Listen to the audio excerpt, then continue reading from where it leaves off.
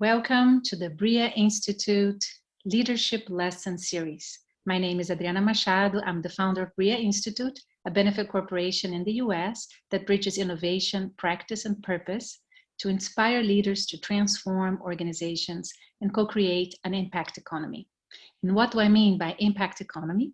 That which pursues financial returns at the same time that it also provides good positive impact for people and planet. Yes, it is possible, and Briyah is just one example of this kind of business as a force for good. This session is our first of a new series by Briyah Institute focused on leadership. Great leaders, their journeys, their regenerative stories, their impact. It is time for all of us to embrace our unique leadership journeys wherever we are. So let's get started. Nothing better than having good examples to get inspired. And so today I have the honor of having with us here today, Cristina Pinho. Cristina Pinho is a leader in the oil and gas sector. She has served in Petrobras for 31 years as an executive in the upstream oil and gas industry in job positions in the offshore production, subsea operations, logistics, services, contracts. She was also president of Petrobras Logistics. In 2018-2019, she served as Undersecretary of Oil and Gas and Energy at the government of Rio de Janeiro State. Since November 2019, she has served as Corporate Executive Director at the Brazilian Petroleum Institute, IBP. She is also a certified member of the board of the Brazilian Institute for Corporate Governance, IBGC, and a deputy chair of IBP's Committee of Gender Diversity.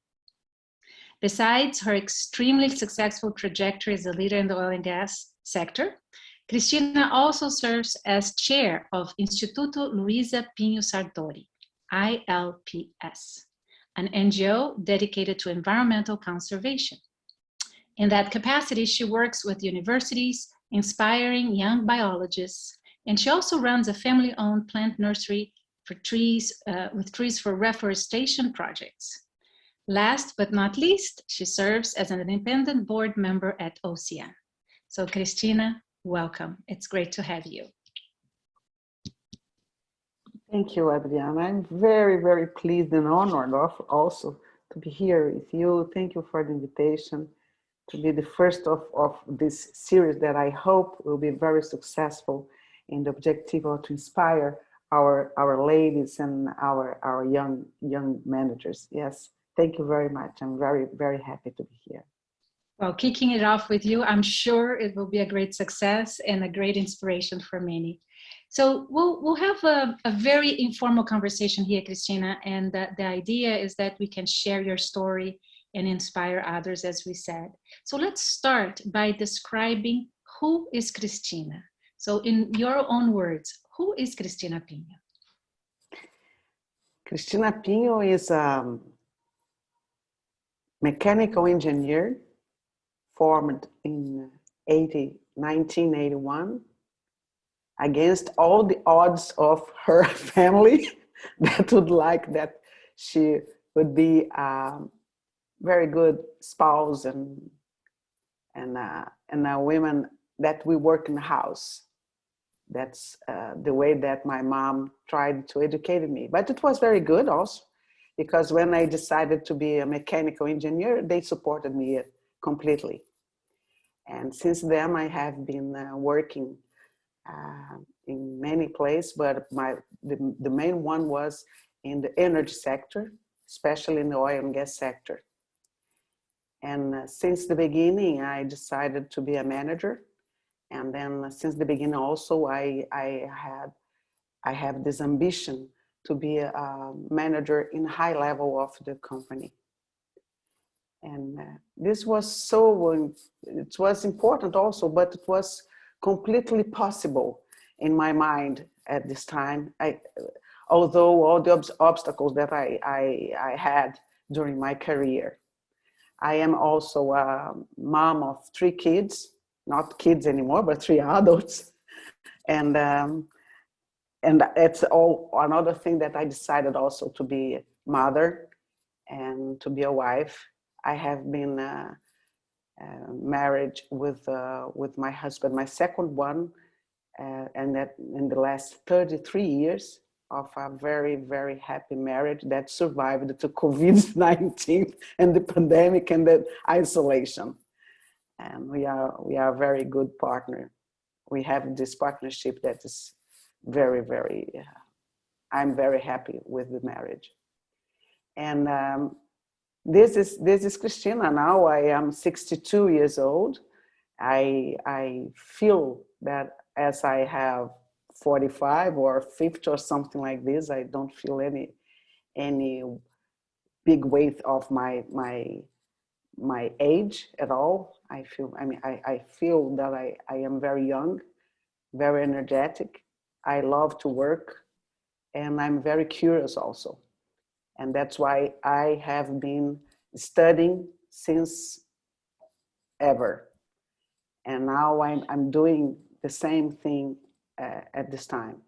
And I'm also very happy to be in this sector of energy now, that we are in this extraordinary movement of transition, of climate change, and a digital transformation.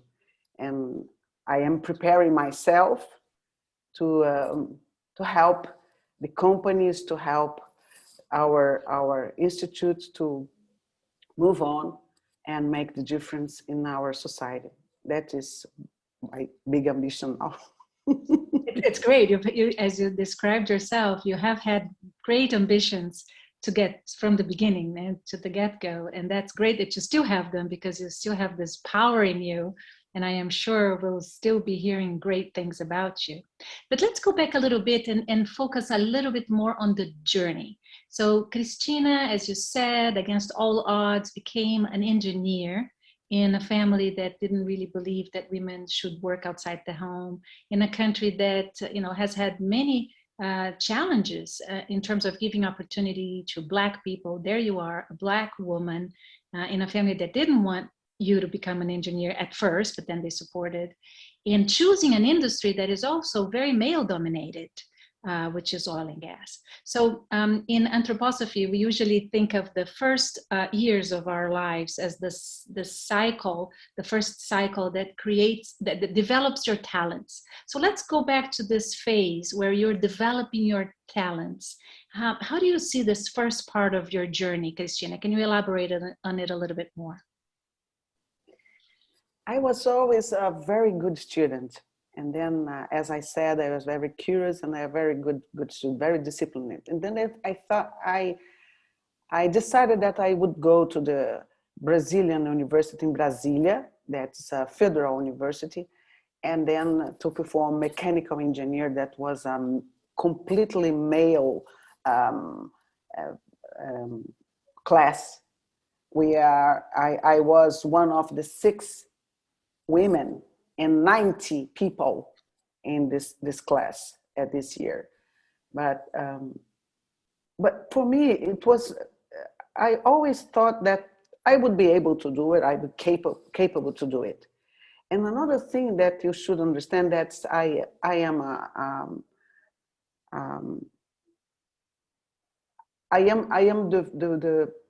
the fruit of a marriage between a Black man and a white woman. Then my father was Black and my mother was white. And I never thought that I was Black. This is something that it was not a problem for me during my journey. My real problem was to be to be a woman.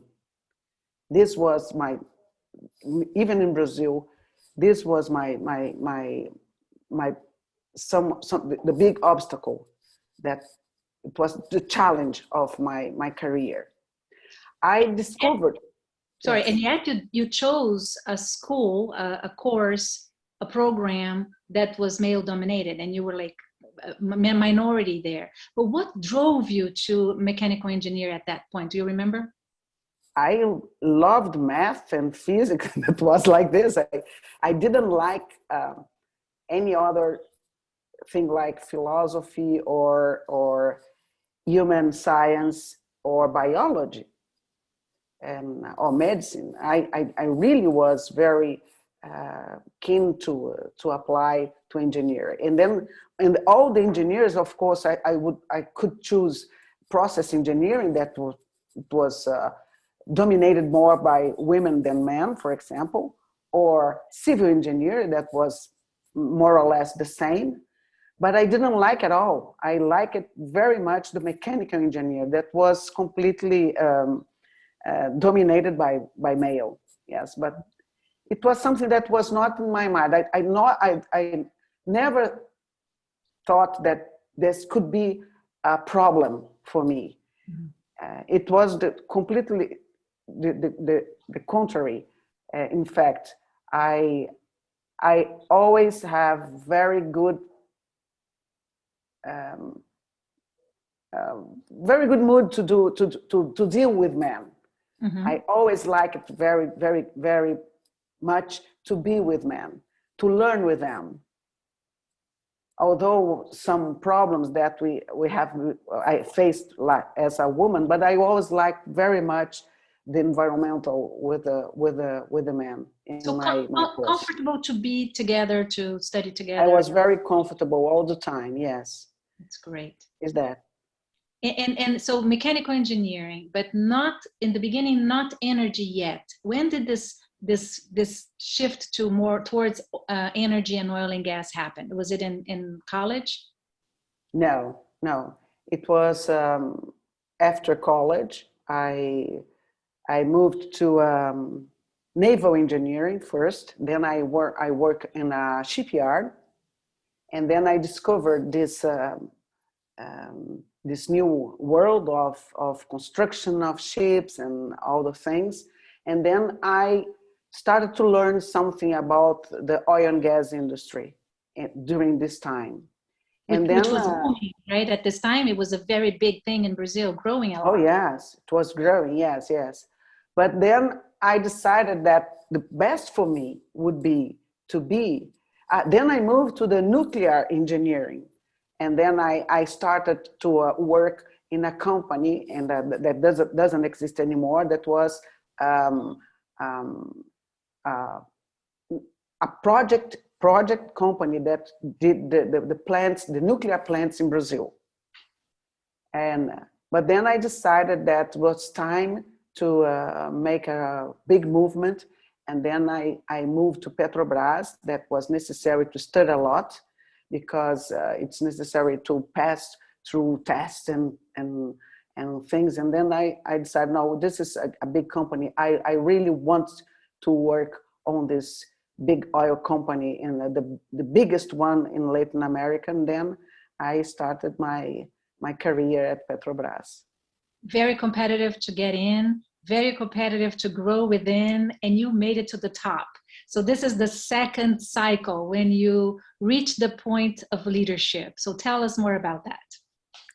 Yes, since the beginning, I realized that it was necessary to start an operation. Then I decided to move to Macaé. At this time, I was pregnant, inclusive of my second baby. And then I decided to move to Macaé with my husband, and then to apply a job position as operation manager of a platform, offshore platform. It was a very good thing to do at this time, because it was the moment that this campus basing, it was growing in production.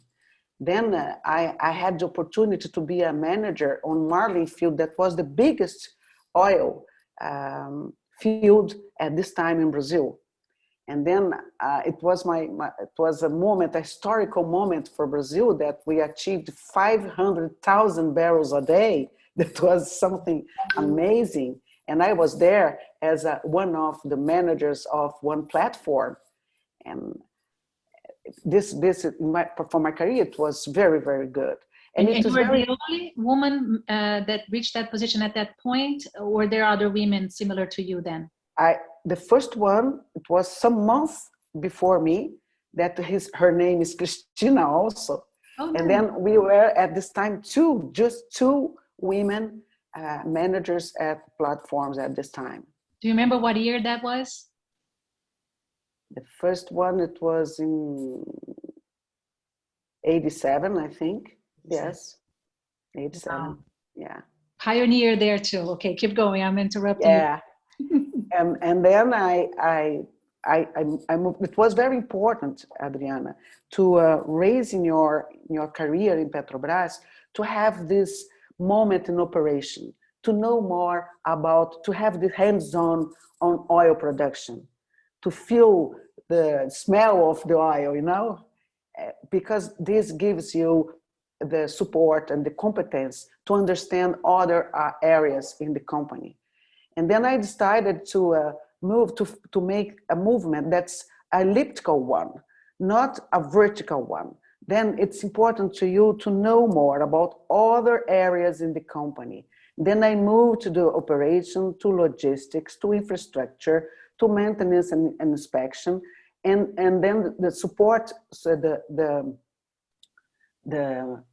management of the knowledge.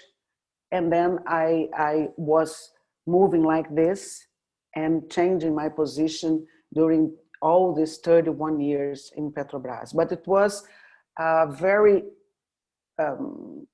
clever thing that I did, although it was very instinctive. I didn't think about it. And this, let me stop you right there, because I think this is a very important leadership lesson that I'd like to highlight. Some people think that we have to aim to the top and go in a direct line, very linear process. And what you're describing here is a very systemic process. So you grew very strong in the function, and as you said, in operations, which is a foundation of the job you had to do and the industry you were in. And as an expert in that, you were able to be recognized as a leader already. And then you went around, but not in, it's not linear. It is, as you said, elliptical, but it's also like a spiral, right? You were sitting on top of what you had created as a foundation.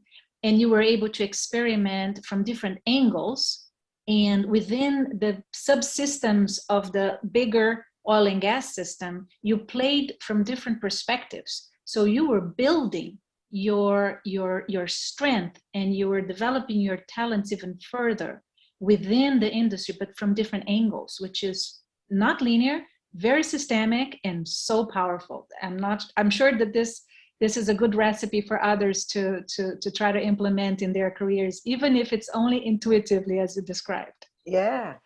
And why this is so important, besides all that you said, is there are two things that are very important in this movement. First one, you have to learn all the time. Then you have to study the different disciplines, the different things, the different activities that you pass through all these different sectors. And second one is that to be a manager, you have to negotiate all the time. And to negotiate, it's very important to know about the pains or the problems that the other sector they have. And when you have this experience on the operators, the experience on maintenance, the experience on inspection, then you know about the problems that this sector will face if you change some directive, if you change some order, if you change some procedures. And as high as you are in your company, more you can cause problems or solutions for everybody.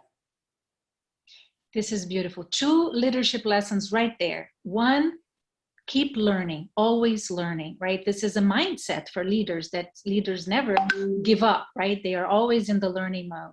And the second one, when you listen to the different stakeholders, when you are observing their problems, their pains, as you described, you're doing this active listening. And this is also very important for every leader in order to be able to come up with solutions later. So beautiful. I love that.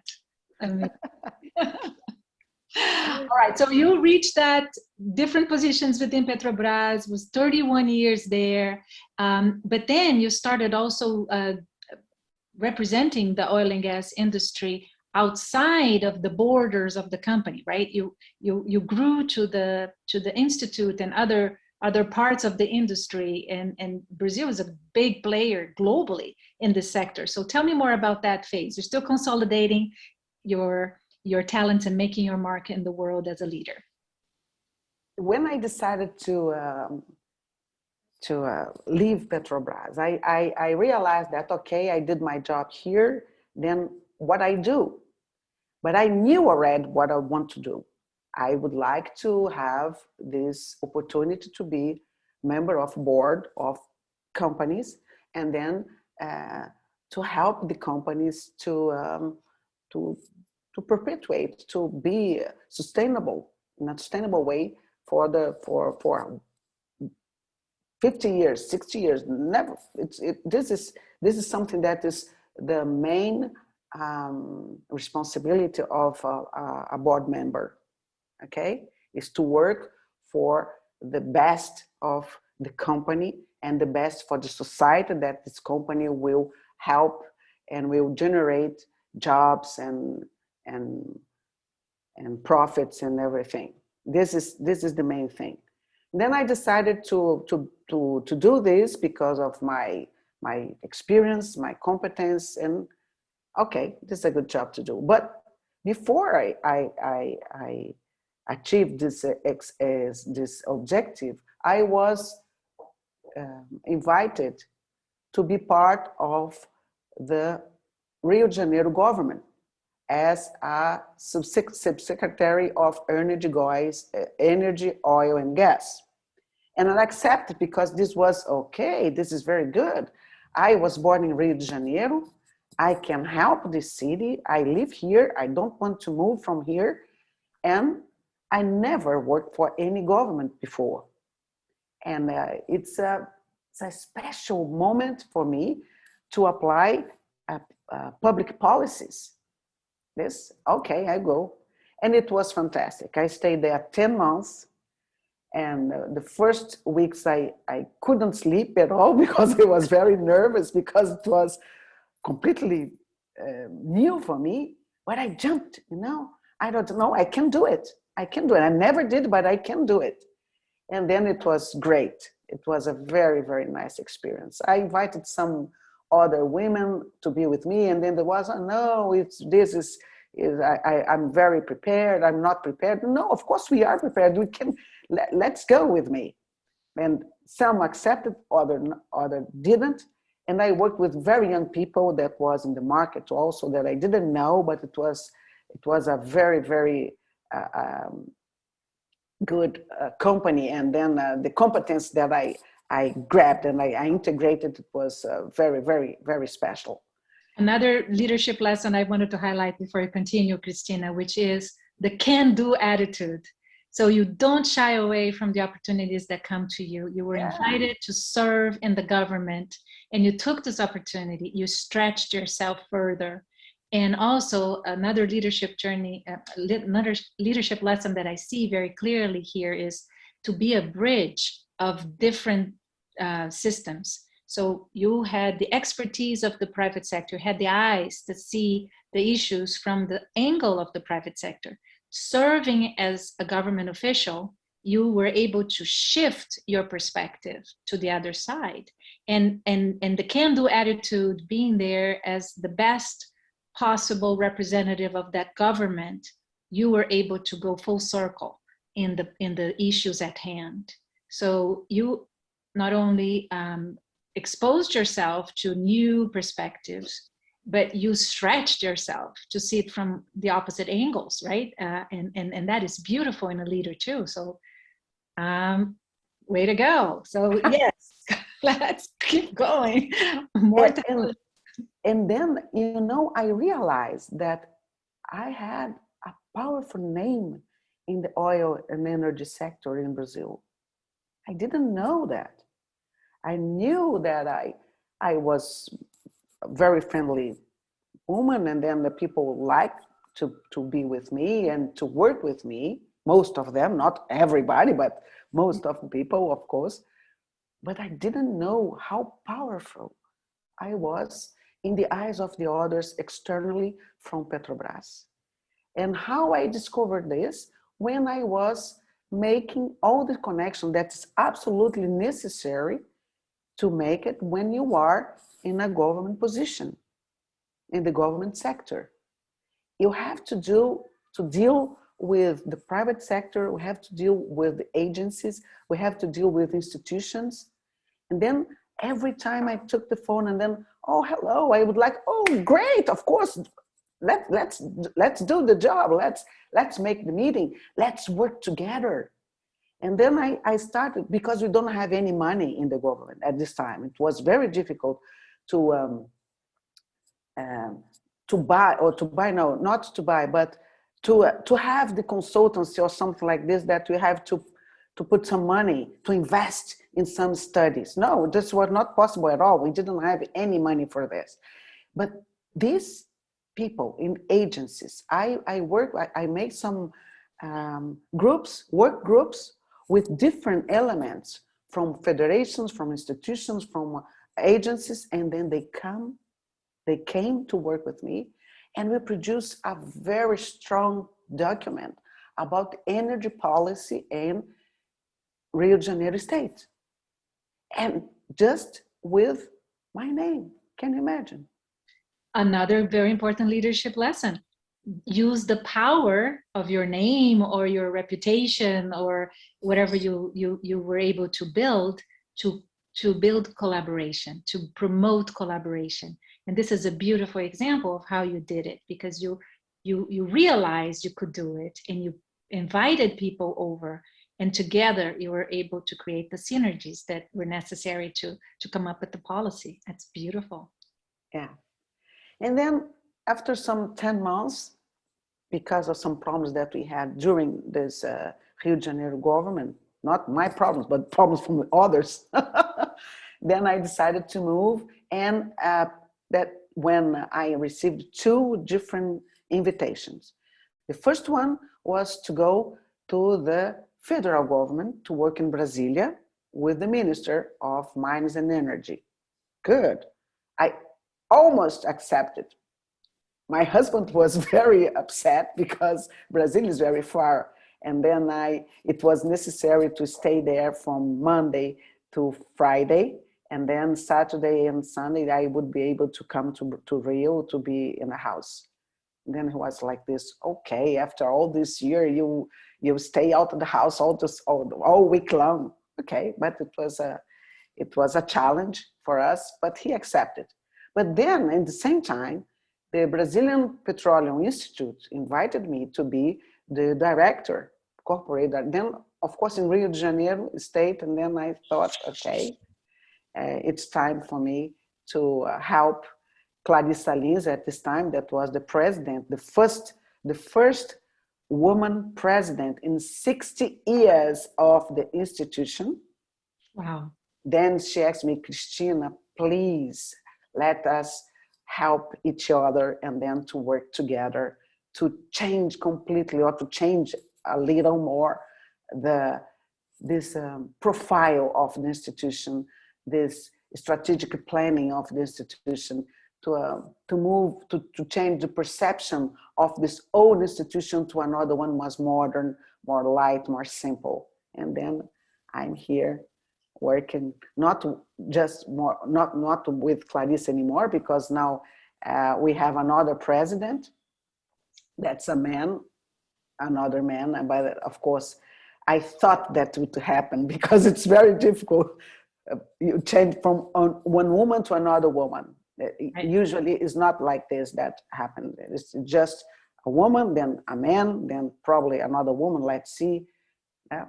But you're there. You're creating the diversity that's necessary. Yes. You are the woman and he's the man, and the diversity is good. And again, although you didn't go to Brasilia to be in the ministry, you are in a federal level organization, and you are able to still work with policy and work with the private sector and be a thought leader in the industry as a whole, especially now with this moment, as you described in the beginning, that the whole industry is going through, which is the energy transition. Can you talk a little bit about that and how you see this moment for the oil and gas industry, please? Yes, first we started to see as a threat for the oil and gas industry. But now I'm helping the companies and the CEOs of the companies to see this as a great opportunity to participate on this energy transition. That it's something that is inevitable, you know? The society, the world needs this. And it's almost impossible. I say almost because but it's very, very difficult to make this transition without the oil and gas industry, without this. And I will explain. The fossil fuels will be very important for the next 30 years, or 35 years, or 50 years. Of course, uh, uh, the demand will decline, and it is good because we will change the fossil fuels by other fuels in energy, electrification, with electrification of the cars, with the transportation, with using other fuels. This is natural, but there is some places where the fossil fuel will be very necessary for the next 50 years, I would say, like petrochemicals. Although we have some movements that are different also for the petrochemicals, that will have some plastics today that are being prepared to be more made from sugarcane, for example. So the biochemical, so the petrochemicals are slowly being replaced by biochemicals, right? Biochemicals, yes. This is a moment that will be very interesting for the refineries in Brazil, for example, where you have this sector very close to petrochemicals in order to have these refineries producing biofuels and 100% green. Mm-hmm. This is something that will happen, but this will take some time. And for Brazil, for example, is an opportunity very, very important because our energy matrix is very clean comparing to the other matrix in the world. Then, like I give you some number, our energy matrix is 46% formed by renewables. When you compare with the world that is 13%, we are 46. We have our matrix today is formed by 46% by by renewables. Okay, mm-hmm. Yeah. And another thing, when you get from this matrix, what is necessary to produce electricity is 82% renewables. Yeah. Then Brazil is in a very good position for what? To be an oil and gas producer for the countries that they don't have this matrix so clean as we have. And they will need the oil, the fossil fuels for other objectives, other products, especially the petrochemicals one. Then this is one thing. The Brazilian problem is the deforestation. This is our problem. Then our main challenge here is to deal with our biodiversity, our forest, and to stop with the deforestation, the illegal deforestation. This is our main problem. When if we do this in the better way, we will extend the life of the oil and gas production in Brazil. That is something that we need a lot because the country needs this resource. Although we know that this window of the good price, the best price of the oil, the barrel of the oil, it's narrow. But for the 15 years, we think the demand will increase, and of course, the price of the barrel will increase also. In Brazil, we have this pre-salt oil production and the gas also, that are both very important to create the wealth of Brazilian society. This doesn't mean that we will do this in a responsible, irresponsible way. Not at all. The oil and gas industry, we have the technology, we have the competence, and we have the money to do with to produce with the better efficiency in the world, and to do this and apply this technology, these investments to decarbonize our process. And like you said in the beginning, the oil and gas industry needs to be part of the solution.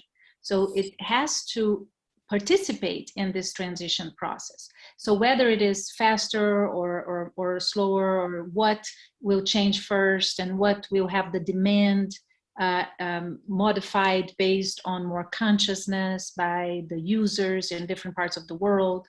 So this is a bigger system that is being challenged and is changing, and the whole sector is a very important part of the system. So it has to be involved, and as you're describing, there are many things that the sector can offer as a participant of this transition, and the knowledge it has acquired and everything is so important. But I wanted to stop here and include one part of this conversation about your trajectory that might not be so pleasant to remember.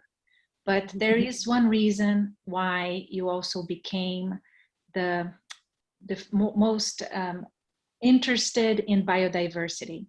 So I, if you don't mind sharing that part of your story with us, I think that's important for our audience to also understand the Cristina that, despite the beautiful career in oil and gas, was called to look from a different angle at a certain point in your life. So can you share that with us, please?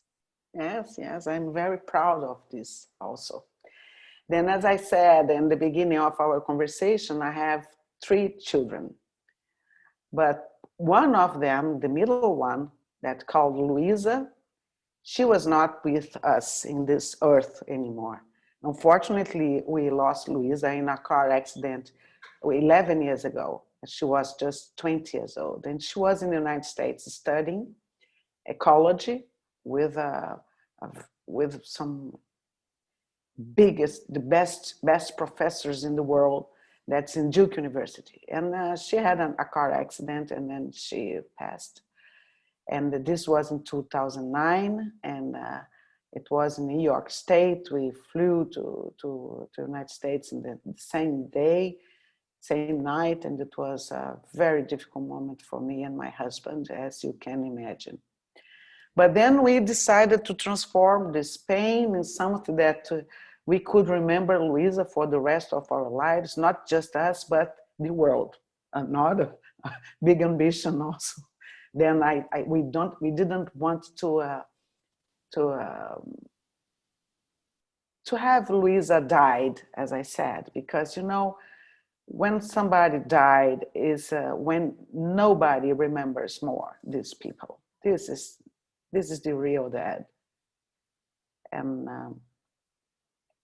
then we decided to go to the university where Luisa was studying at this time here in Rio de Janeiro. And then we offered some money to award the students that had at this time the best projects in the biology faculty for nature-based solutions or conservation projects. And since then they accepted. They accept also that the name of the award was Luisa Pinho Sartori Award. And since then, we have been promoting this with the students in different, not just in Universidade Federal do Rio de Janeiro, but different other universities, biology universities in the state and now out of the state. That was, we are very, very proud. And we have been working with different projects since then. We have today 5 or more projects that are running, some nature impact projects, the award of Luisa Pinho Award. We have this seminary, webinars, and speakers that we invited all over the world to make this speech for the students. And the main objective is to inspire our students in Brazil to be the best conservationists that they can be in the future, because it's very, very difficult to be a biologist in Brazil or in any part of the world. You have to move on, you have to be inspired by other professors, other scientists, and then that's what we have been doing in the Luisa Pinho Sartori Institute since then. This is the beautiful story of my life. I think it's the best one. So yes, and you said you didn't like biology when you started explaining why you chose physics and engineering. And there is your beautiful daughter studying biology and teaching you biology, yeah. A lot of biology. And now you have a lot of biology in what you do. So what is it about the conservation aspect, the regeneration aspect that Luisa taught you that complemented your previous vision of the world, the planet, and how you can act in this planet?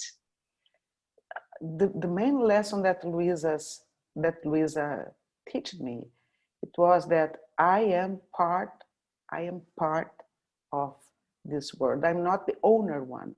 I am one element in all this planet. And the only way that we could live in peace here is to respect and to love all the creatures, I would say. All the beings, all the living. All the beings, yes. All the beings, yes. Not the creatures, yes. Yeah, you're right. All the beings and the planet. And when you do this and you feel that we are part of this, not the owner of this, then you understand what the people, and now they are discovering that if you destroy, of course something bad will happen with you, because we cannot detach the consequences of this pandemic. The origin of the pandemic is the destruction of the biodiversity. This is real. As that is real, all this problem that we have been facing with the climate recently is not just the carbon emission. No, it's the destruction of the forest also. Because when you destroy the environment, then it's very difficult to absorb the CO2 that we as human beings, we have been delivering to the planet. Then we are eating our planet in a way that we can reach a point that we cannot turn back. And then this is what I learned with Luisa. So beautiful lesson again. So we are not the owners of nature. We are part of nature. And there needs to be an integration of these concepts. And biodiversity, protection, conservation is so important for us in this journey in the planet, right? Sorry, I with some water here. Okay. Another leadership lesson that is coming to my mind here.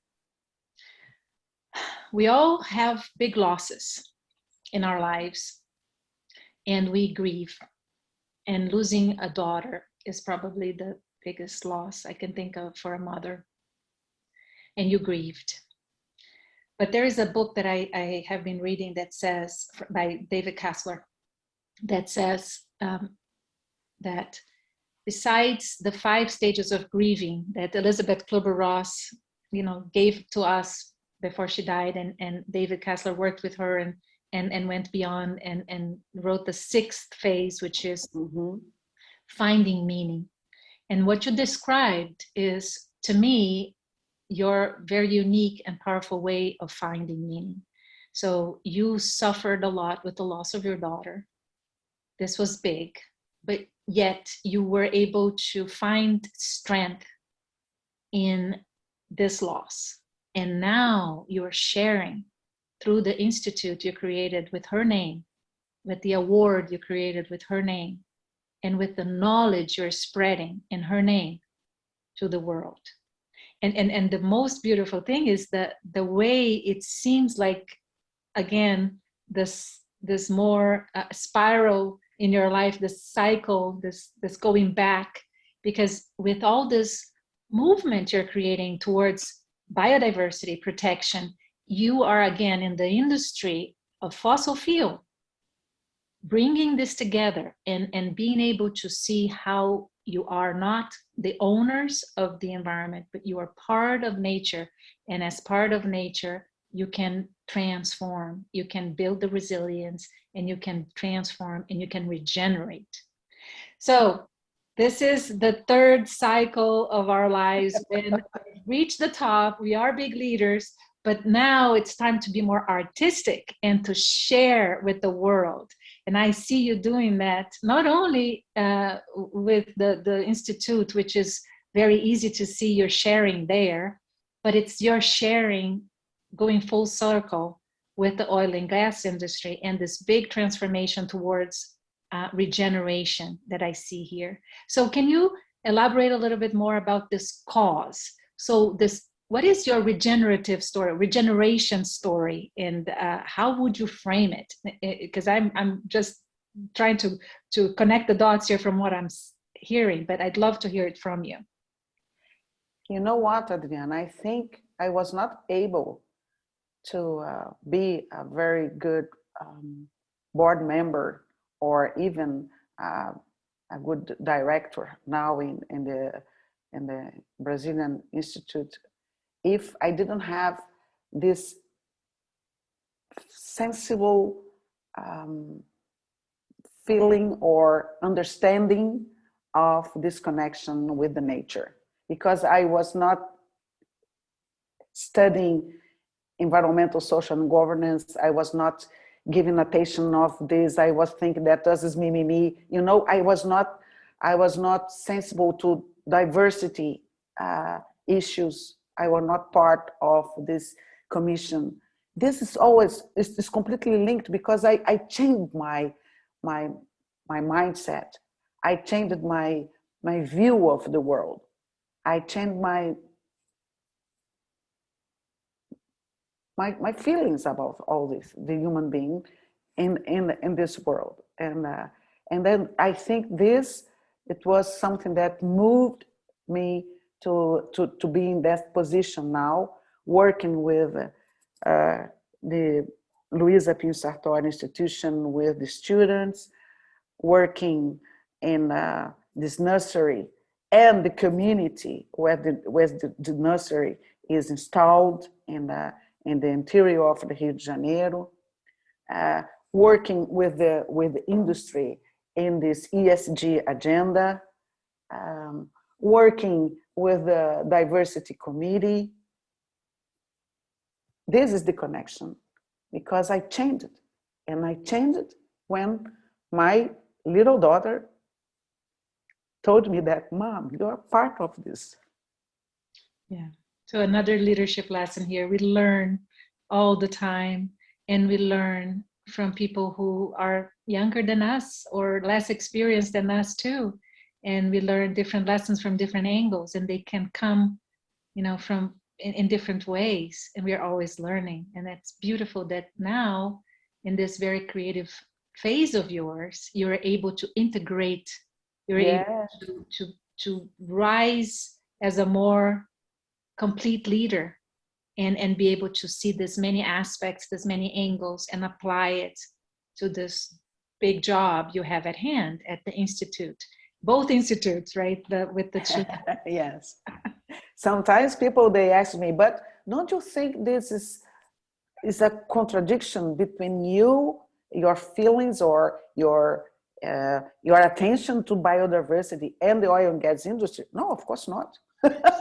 I can help the other side to understand how they can change their business model, how they can change the product, how they can apply technology in order to respect the biodiversity. I think they're connected, and I am in the right place in the right moment, I think. Beautiful. And the word is connect, because for many people and for a long time, this seems to be separate. But what you are doing is, as a leader, and I love that figure of you being giving the hand to one system here and giving the hand to the other system here, and really bringing them together, integrating the actions in a way that the whole society will benefit. So again, beautiful leadership lesson here of not pushing people to go or pulling people. Yes, come, but you are giving them the hand and helping them transition together. So you are sitting there and you are making this transition happen as you go, creating the space, creating the conversations, the narratives that are needed for people to have broader understanding of this concept that seems easy, but it, as you described, it seems controversial to many, that we are part of nature, and the oil and gas industry is part of the process. Yes, absolutely. Okay, so I want to close by asking you to share with our audience a message. So in all these different cycles of your life, as a leader, as a mother who has learned so much from your daughter and increased your potential as leader, what is the message you would like to share with our audience right now?